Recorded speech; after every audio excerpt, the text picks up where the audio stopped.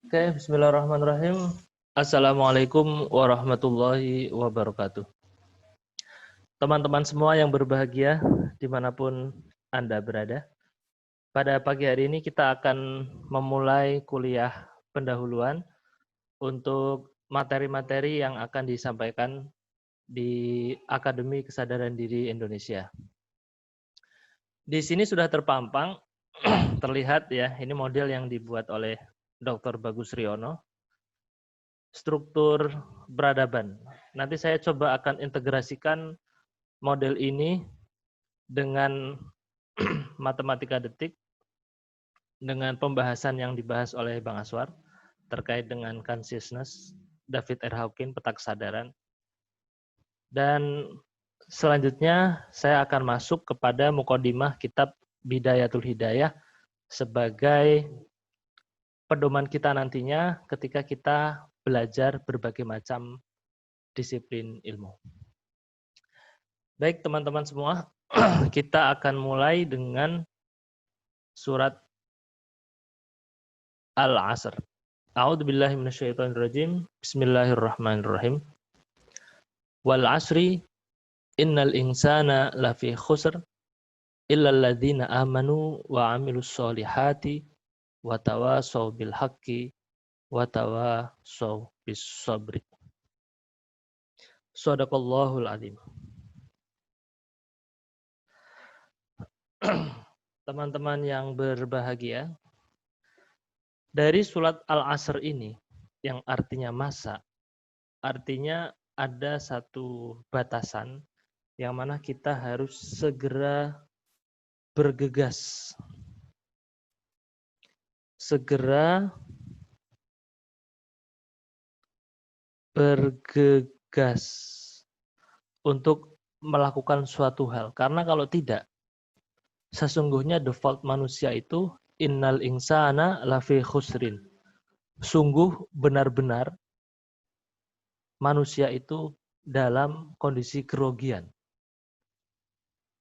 Nanti ada pengecualiannya. Bagaimana solusi keluar dari situasi yang membuat kita rugi.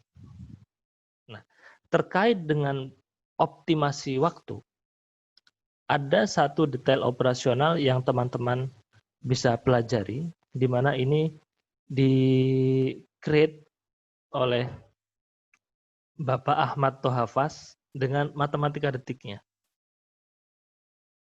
Matematika detik.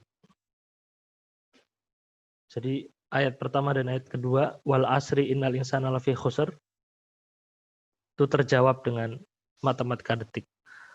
Kelola atau asah intuisi dengan mengelola 2 detik pertama. Teman-teman nanti bisa ikut kuliahnya ada sendiri, dan ini baru berjalan di batch 1 ya. Oke, kemudian yang masuk yang kedua. Illal ladzina amanu wa amilus solihati wa tawasaw bil haqqi wa tawasaw bis sabri.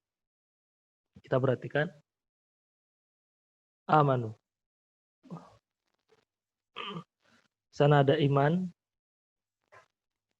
amal soleh, atau inovasi. Tawasaw bil haq, kebenaran. Wa tawasaw bis sabr, kesabaran. Ini kita masukkan ke dalam model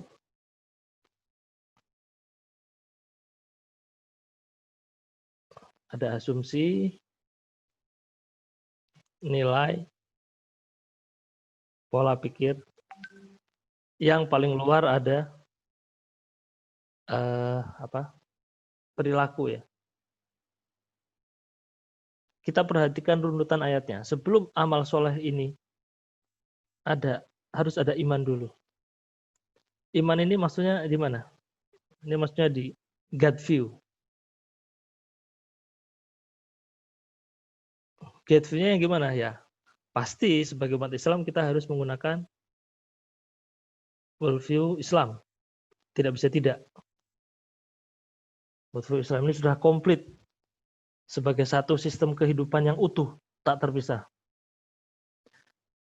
Get view ini nanti nyambungnya ke sini, ke asumsi. Asumsi ini ya, kalau dalam tabel Hawking, left view. Left view, asumsi melahirkan nilai, nilai melahirkan pola pikir, kemudian ke perilaku. Perilaku ini kita sudah mulai amal atau inovasi nih ya, ke perilaku ya. Perilaku ini dalam kesadaran kolektif akan menjadi budaya. Ketika menjadi budaya, masyarakat banyak. Perlu adanya saling bertawasau, saling memberi nasihat dalam kebenaran dan kesabaran. Jadi ini sangat nyambung sekali ya. Saya close dulu. Sangat nyambung sekali dengan ini.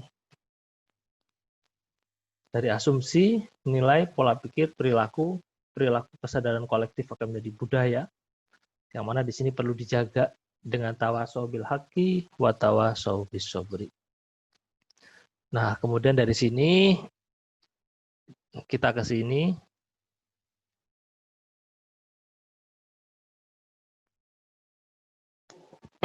Nah,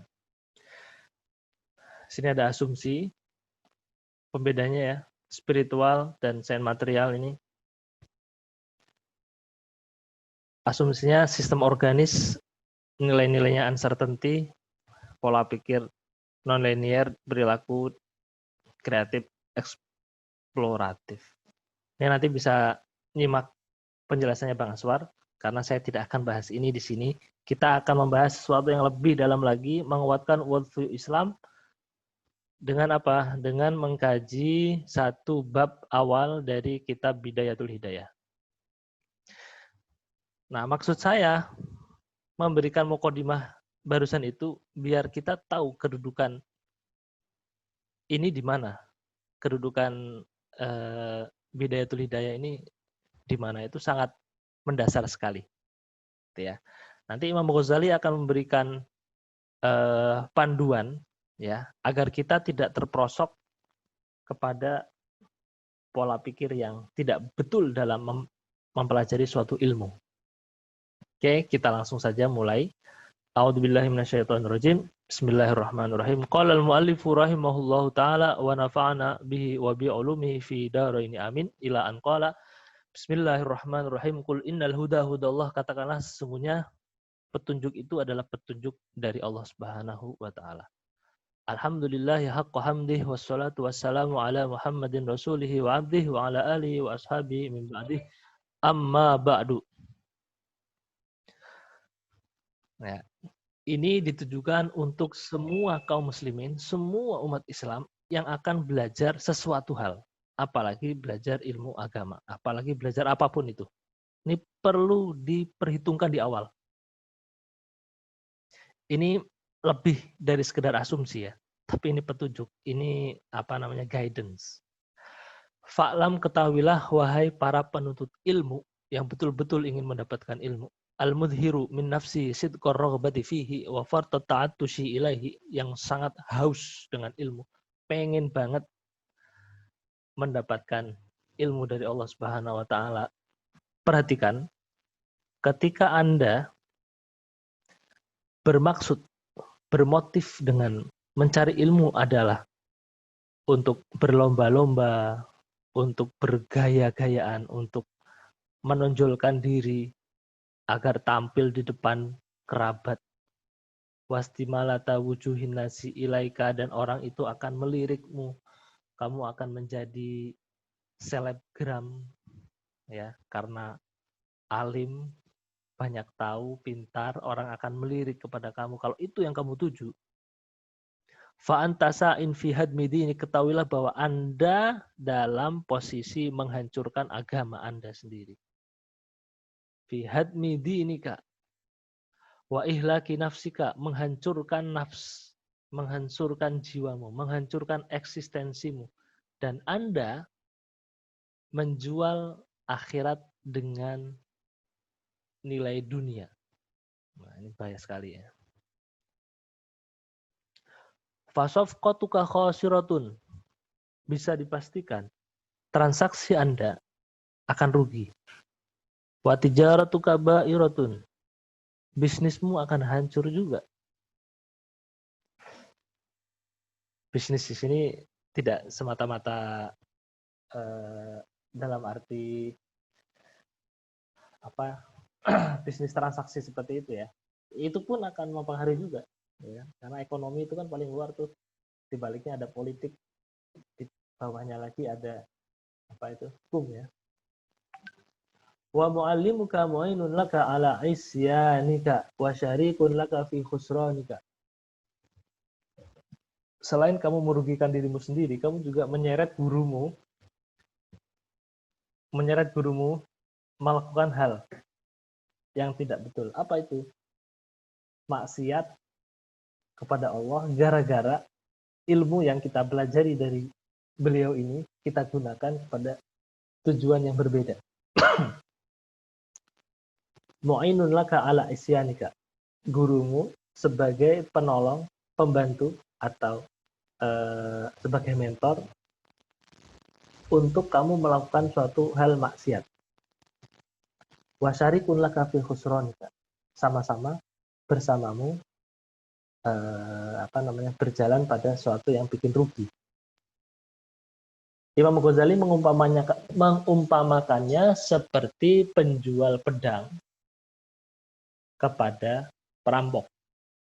Nah, kita tahu kalau sudah di tangan perampok, pedang ini buat apa? Buat begal. Demikian juga ilmu yang tidak terlihat. Kalau niatnya dari awal tidak benar, ilmu ini akan menjadi senjata melakukan kemaksiatan. Waman a'ana ala maksiatin walau bisyatri kalimah kana syarikan fiha. Siapa-siapa orang yang membantu orang lain untuk melakukan perbuatan maksiat, meskipun dengan satu kata saja, maka dia bersamanya dalam melakukan perbuatan maksiat. Na'udzubillah min dzalik. Makanya saya sebelum belajar ini saya pikir-pikir apa yang perlu saya persiapkan. Saya teringat kajian Bidayatul Hidayah, maka sepertinya ini penting untuk fondasi kita, para pelajar, khususnya di komunitas kita ini ya, Akademi Kesadaran Diri Indonesia, Ibadur Rahman ya, coba kita berharap menjadi Ibadur Rahman, hamba yang rahman, Abdullah sekaligus Khalifatullah yang amanah. Makanya perlu dibangun niat kita ini dari sesuatu yang benar. Maka mari kita dengarkan apa yang dinasihatkan oleh Imam Ghazali. Wa in kanat niyyatuka wa qasduka fi ma bainaka wa bainallahi ta'ala min ta'allumil ilm, apabila motif niatmu antara dirimu dan Allah Subhanahu wa taala dalam mencari ilmu itu adalah mendapatkan hidayah duna mujarradir riwayah, tidak hanya sebatas ungkapan kata-kata saja, menghafalkan materi saja. Fa'abshir, Imam Ghazali memberikan kabar gembira. Fa innal malaikata tabsutu laka ajnihataha idza masyaita. Berita gembira bagimu bahwa sesungguhnya malaikat-malaikat ini akan membentangkan sayapnya ketika kamu berjalan mencari ilmu. Wahaitanal bahri tastaghfiru laka idza sa'aita. Semua makhluk yang ada di laut, ikan-ikan itu akan beristighfar untukmu ketika kamu berupaya untuk menuntut ilmu. Ketika niat kita sudah benar, itu suatu yang rizki dari Allah Subhanahu wa taala yang tiada duanya. Bayangkan malaikat mengepakkan sayapnya, memberikan pelindungan, sementara di sisi lain hewan-hewan di laut juga beristighfar untuk para pencari ilmu dengan niat yang benar. Walakin yambaghi laka an ta'lama qabla kulli syai'in annal hidayata allati hiya thamratul ilmi. Tapi jangan senang dulu. Ketahuilah bahwasanya sebelum mendapatkan hidayah itu, yang mana hidayah ini adalah buah dari ilmu, laha bidayatun wa nihayatun. Ada mula dan akhirnya. Ada suatu hal yang perlu disiapkan. Wa dhahirun wa batinun, punya yang tampak dan yang tidak tampak. Di sini non dualitas ya. Tidak ada keterpisahan antara zahir dan batin, antara awal dan akhir. Karena masing-masing perlu diperhatikan. Wala wusula ila nihayatiha illa ba'da ikami bidayatiha. Tidak pernah akan dapat mencapai pada akhir daripada perjalanan ini kecuali menguasai persiapan di awalnya. Wala usura ala batiniha illa ba'dal wuqufi ala zahiriha. Tidak pernah mencapai dasar batinnya kecuali kita betul-betul ya berhenti berkontemplasi pada tataran luar. Waha ana musyirun alaika bi bidayatil hidayah litujarriba fi nafsaka fiha nafsaka wa tamtahina biha qalbak. Maka saya Imam Ghazali ya, akan mengajarkan kepada kita bidayatul hidayah. Mula-mula hidayah itu di apa namanya? Dipelajari agar kita dengan treatment Imam Ghazali ini kita bisa mencapai dasar daripada hidayah. Fa in sadafta qalbaka ilaiha ma'ilan wa nafsaka biha mutawi'atan walha qabilatan fadunaka wa tatallu'a ila nihayat fattaghulula ila bihadil ulumi wal mughayyabat. Ketika di awal itu kita sudah begitu semangat, ada kecenderungan untuk terus menggali ya. Kalau di kuliah ekspresi sang mahasiswa ini tidak pernah absen, bahkan kalau duduk itu harus di depan terus gitu. Itu ekspresi tampilan luarnya ya. Kalau yang daring ini ya selalu ngerjain tugas, bertanya, aktif, itu sebagai ekspresi dia betul-betul sungguh-sungguh melaksanakan apa yang diajarkan oleh Imam Ghazali nantinya. Nah, ini berita gembira.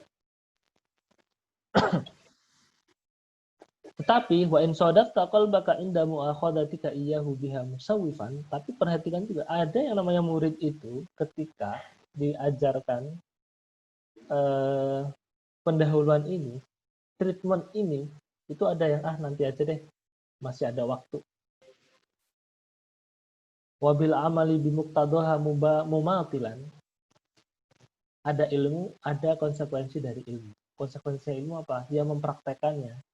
Giliran praktek, dia memolor-molorkan waktunya. Ya, tidak segera mengeksekusi, tidak segera melaksanakan. Begitu dia memahami.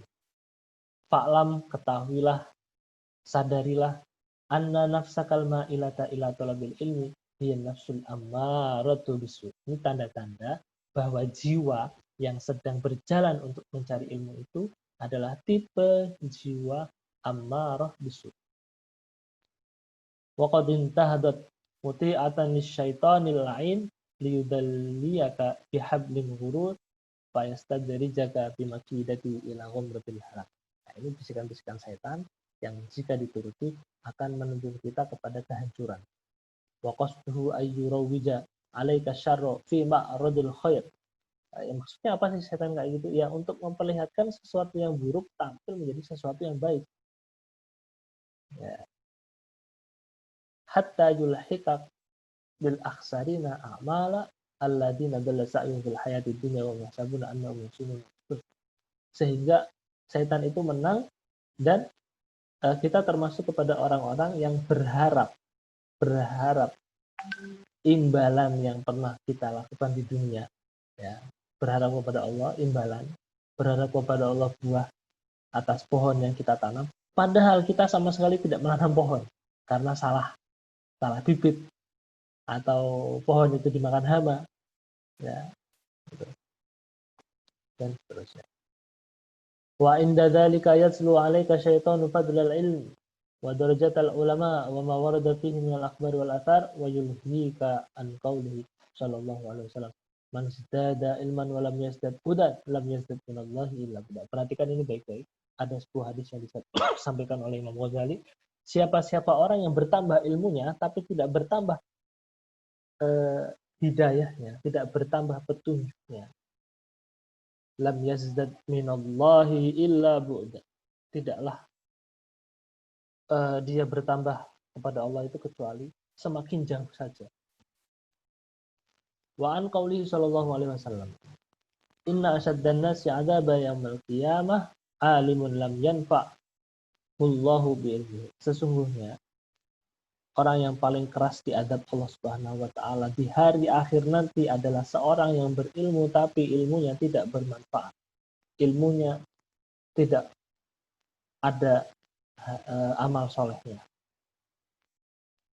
Satu lagi hadis beliau sebutkan ini tentang kisah ya, ketika Rasulullah itu dalam perjalanan Isra Mi'raj, kemudian ada sekelompok orang, segerombolan orang itu dicabik-cabik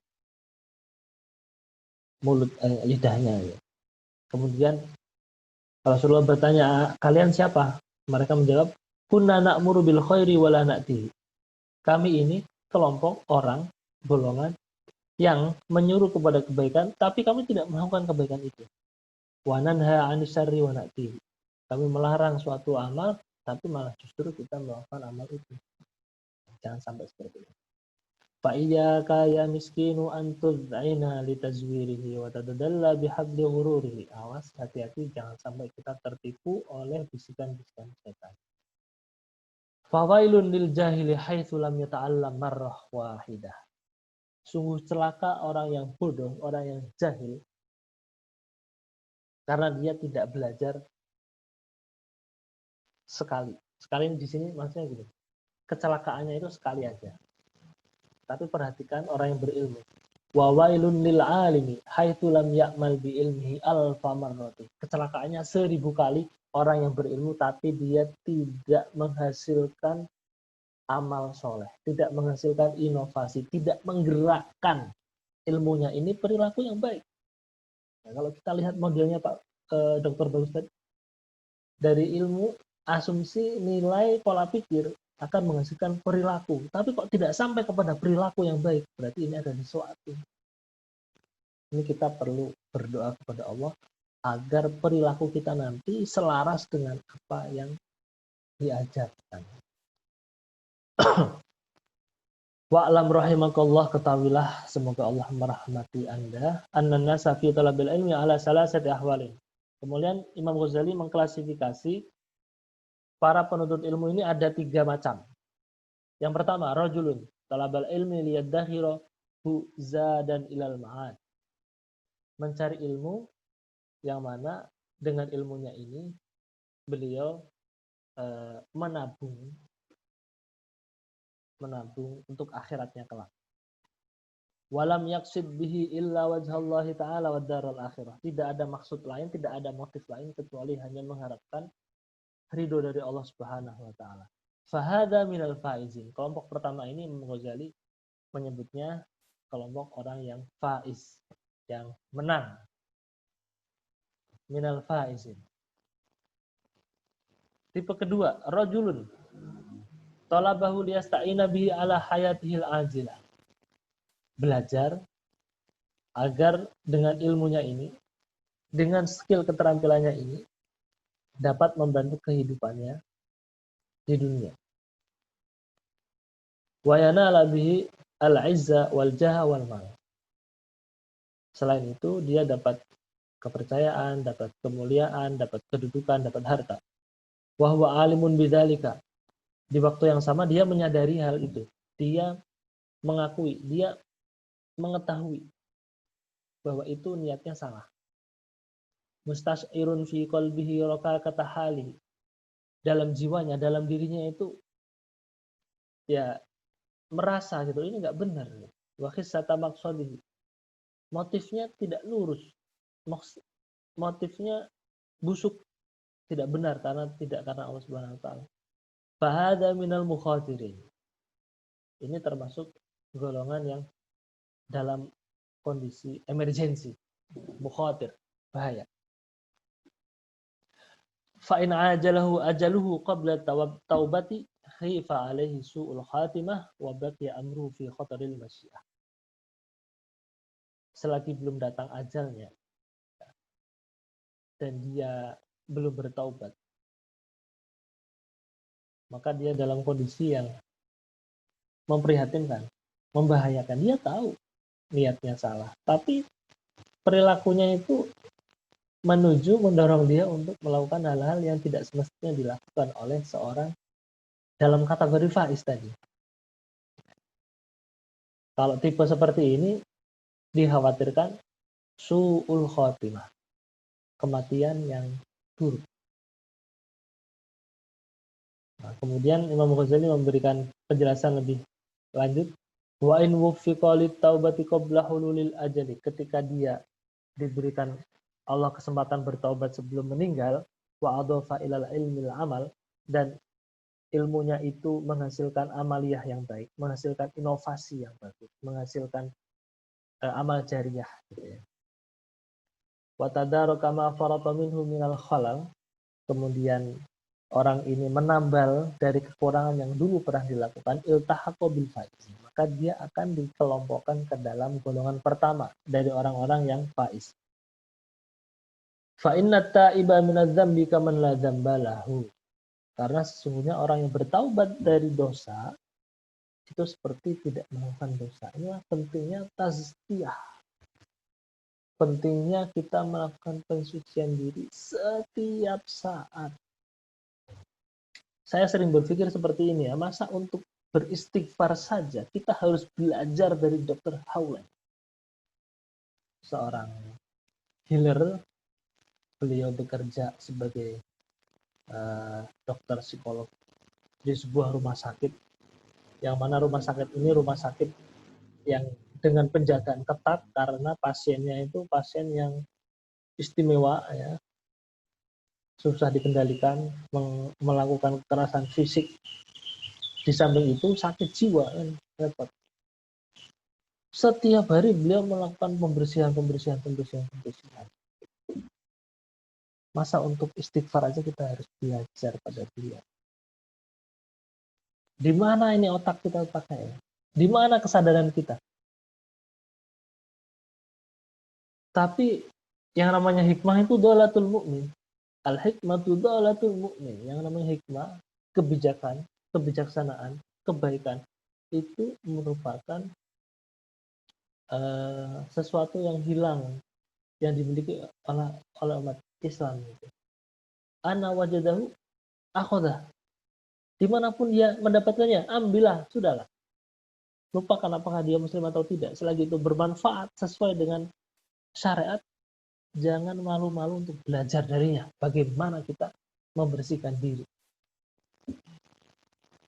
Yang ketiga, warajulun salisun istahwada alaihi syaitan fattakhadha ilmahu dari'atan ila takatsur bil mal. Tipe ketiga, tipe orang yang sudah dipengaruhi begitu kuat oleh syaitan, yang menjadikan ilmunya itu sebagai cara untuk dia mencari harta sebanyak-banyaknya, berbangga-bangga dengan kedudukan, dan biar dibilang wah oleh para pendukungnya, dibilang keren oleh para followernya. Yadkhulu bi ilmihi kulla madkhal, dengan ilmunya dia menggunakan segala cara untuk mendapatkan apa yang dia inginkan. Raja ayyaqdiya minad dunya wa tarah wa huwa ma'a dzalika yudhiru fi nafsihi annahu indallahi bimakan. Yang paling berbahaya orang seperti ini adalah ketika dia menganggap bahwa dirinya ada tempat di sisi Allah Subhanahu wa taala. Ini adalah orang yang jahil murakab, betul-betul tidak tahu diri. Antara paradigmanya dan perilakunya tidak sinkron. Dia berilusi bahwa perilakunya itu mendapatkan ridho dari Allah Subhanahu wa taala, padahal jelas-jelas itu merugikan dirinya dan agamanya. Wa huwa ma'a dzalika yudmiru fi nafsihi annahu indallahi bimakan. Litisamihi bisimatil ulama. Kenapa itu bisa terjadi? Karena dia nampak seperti seorang alim, seperti seorang ulama. Ya memang dia ulama, pintar, ada ilmunya, tapi ilmunya itu digunakan untuk mencari harta, untuk menguatkan kedudukannya dia di depan para pengikutnya. Bukannya malah menunjukkan kepada jalan kebenaran, tapi mengajak orang untuk mengkultuskan dirinya misalnya.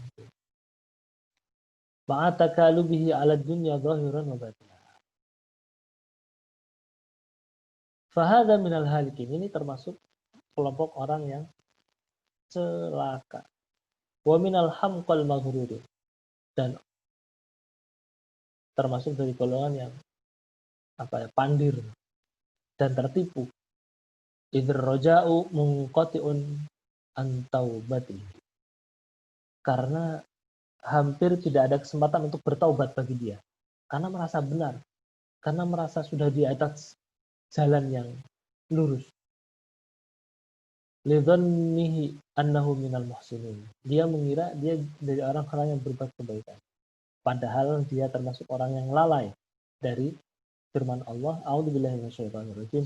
Ya ayyuhalladzina amanu lima taqulu ma la taf'alun. Wahai orang-orang yang beriman, kenapa kamu tidak melakukan apa yang kamu katakan? Kabura maqtan indallah, sungguh besar kebencian Allah, antaqulu, mengatakan apa yang tidak dikerjakan. Wa huwa mimman qala fihim Rasulullah sallallahu alaihi wasallam anna min ghairi dajjal akhwafu alaikum minad dajjal. Ada sekelompok yang lebih aku takutkan dari dajjal. Kemudian para sahabat bertanya, wa man hum ya Rasulullah, siapa mereka ya Rasulullah? Mereka adalah ulama usu. Mereka adalah ilmuwan busuk, ilmuwan yang kotor. Jangan sampai kita jadi pelajar yang kotor juga karena niat kita salah dari awal. Apapun belajar yang kita ikuti, pastikan niatnya benar. Jadi belajar niat ini juga penting. Kenapa demikian? Imam Ghazali menjelaskan, Dajjal itu ghayatuhul idlal. Maksud keberadaannya memang menyesatkan orang. Dari awal dia sudah jelas. Wa mislu hadzal alim. Tapi orang yang berilmu ini bagaimana? In sarafan nasa 'anid dunya bilisanihi wa maqali fa huwa da'in lahu ilayya bi'amalihi wa ahwali. Meskipun secara lisan dia mengajak orang untuk meninggalkan dunia, untuk tidak bergelimang harta, tapi perilakunya mengajak orang untuk mengumpulkan uang yang banyak.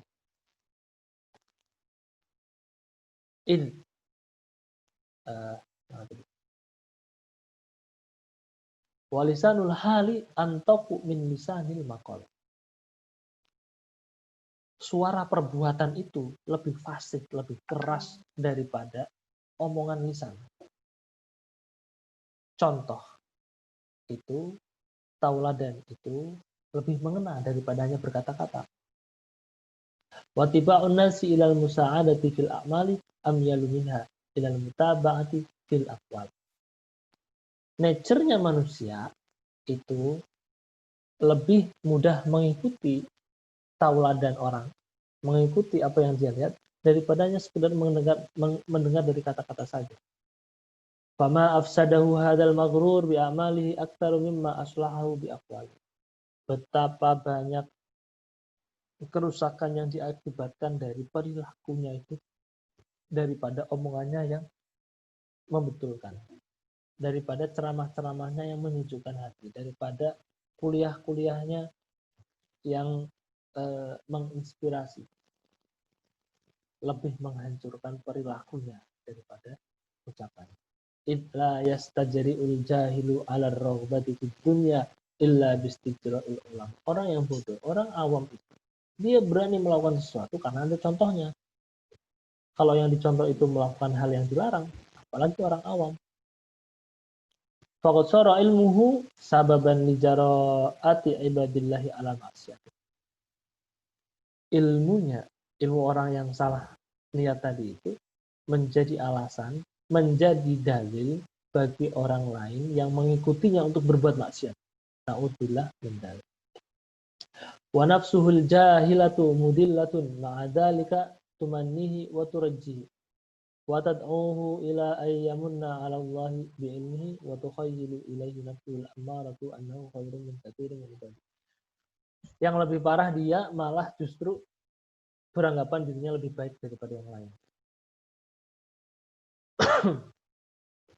Sebentar lagi ya, ini tinggal sedikit. Nah, nasihat terakhir Imam Ghazali, fakun ayyuhat talibu. Jadilah, wahai para pelajar, seperti golongan yang pertama. Dan jangan sampai menjadi golongan yang kedua. Fakam min musawwifin ajalahul ajal qabla taubati fa khasir. Banyak orang yang angan-angannya ingin mendapatkan husnul khatimah. Tapi kematian mendahulunya, dia belum sempat bertaubat, sudah meninggal dunia. Maka dia termasuk orang-orang yang rugi. Wa iyyaka summa iyyaka. Ini peringatan keras. Jangan sampai kita masuk ke dalam kelompok yang ketiga. Fatahlika halakan la yurja ma'ahu falahuka. Anda akan hancur sehancur-hancurnya tanpa bisa diharapkan keberuntungannya. Udah rugi sarugi-ruginya lah. Wala yuntadharu sholahuka. Fa in qulta. Kemudian ketika Anda bertanya, fama bidayatul hidayah li ujarriba nafsi fiha. Wahai Imam, awal mula hidayahnya terus apa yang bisa kami lakukan? Fa'lam, ketahuilah, anna bidayataha dhahirut taqwa. Awalnya adalah dhahirut taqwa. Takwa yang diekspresikan dalam amal sehari-hari. Wa nihayataha batinut taqwa. Akhirnya, ujungnya juga kedalaman dari takwa. Fala akibata illa lit taqwa wala huda illa lil muttaqin. Bagi orang yang bertakwa ada berita gembira. Dan petunjuk itu hanya diberikan hanya kepada orang-orang yang bertakwa. Jadi kata kuncinya adalah takwa. Kemudian takwa itu apa? Wa taqwa ibaratun an imtisali awamirillahi ta'ala. Takwa ibarat menjalankan apa yang Allah perintahkan, menjauhi larangannya. Fahuma qismani, ada dua bagian. Wa ana usyiru alaika bi jumalin mukhtasarah min dhahiri ilmi taqwa fil qismaini jami'an. Kemudian Imam Ghazali merinci ya dua hal ini dalam pelajaran-pelajaran selanjutnya. Ini semula. Oke. Terima kasih teman-teman semua yang sudah menyimak. Semoga apa yang kita pelajari pada pagi hari ini mendapatkan manfaat dunia dan akhirat, dan semoga Allah selalu menjaga kita dari niat-niat yang tidak baik.